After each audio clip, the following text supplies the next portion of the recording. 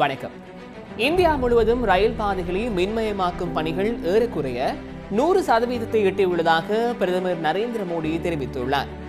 India gate என்னும் பெயரை பாரத் மாதா துவார் என மாற்றுமாறு பிரதமர் நரேந்திர மோடிக்கு பாஜக கடிதம் எழுதியுள்ளது. இவை தொடர்பான விரிவான தகவல்களை இந்த தொகுப்பிலேயே காணலாம். இந்தியா முழுவதும் ரயில் பாதைகளை மின்சாரமயமாக்கும் பணிகள் தற்போது நிறைவு கட்டத்தை எட்டியுள்ளதாக பாரத பிரதமர் நரேந்திர மோடி தெரிவித்துள்ளார்.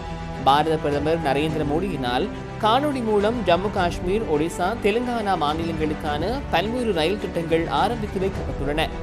இந்த வருட ஆரம்பம் முதல் மெட்ரோ ரயில் போக்குவரத்து சேவை 1000 கிலோமீட்டருக்கும் அதிக தூரத்திற்கு விரிவுபடுத்தப்பட்டுள்ளதாக பிரதமர் மோடி தெரிவித்துள்ளார். டெல்லியில் அண்மையில் நமோ பாரத் ரயில் சேவையும் டெல்லி மெட்ரோ ரயில் திட்டங்களும் ஆரம்பிக்கப்பட்டுள்ள நிலையில் ஜம்மு காஷ்மீர், ஒடிசா, தெலுங்கானா மாநிலங்களில் ஆரம்பிக்கப்பட்டுள்ள திட்டங்கள் நாட்டின் வடக்கு, கிழக்கு, தெற்கு பிராந்தியங்களுக்கான நவீன போக்குவரத்து இணைப்பில் பாரிய முன்னேற்றத்தை எடுத்து எம்புவதாக பிரதமர் மோடி கூறியுள்ளார். இத்தகைய முன்னேற்றங்களுக்காக நாட்டின் அனைத்து பிரஜைகளுக்கும் பாராட்டு தெரிவிப்பதாகவும் பிரதமர் நரேந்திர மோடி தெரிவித்துள்ளார். ரயில் நிலையங்களில் ஒரு நிலையம் ஒரு தயாரிப்பு என்னும் கோட்பாட்டின் அடிப்படையில் விற்பனை நிலையங்கள் அமைக்கப்பட்டு வருவதாகவும் பிரதமர் நரேந்திர மோடி தெரிவித்துள்ளார்.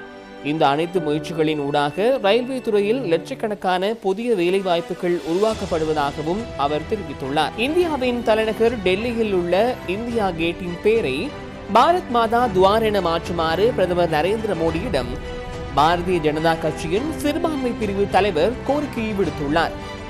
வருடாந்தம் குடியரசு தினத்தன்று கதர்பயா பாதையில் முப்படைகளின் தளபதிகளின் தலைமையில் அணிவகுப்பு நடத்தப்படுகின்றது.